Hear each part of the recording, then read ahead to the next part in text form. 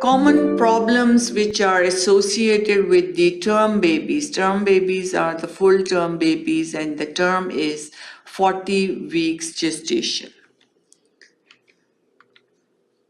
Breathing issues are present. If there is delayed adaptation, then we have cardiovascular issues, delayed metabolic shifts, antenatal events like meconium aspiration. Here, this is the meconium is the fluid that can be aspirated and cause the pneumonia, and different complications can also occur with the term baby. So they have breathing issues, they have, if delayed adaptation, they can have cardiovascular issues, if they have delayed metabolic shift, if the different enzymes are not functioning properly, if the adaptation to the glucose level is not proper, then different complications can occur, and then aspiration of the meconium.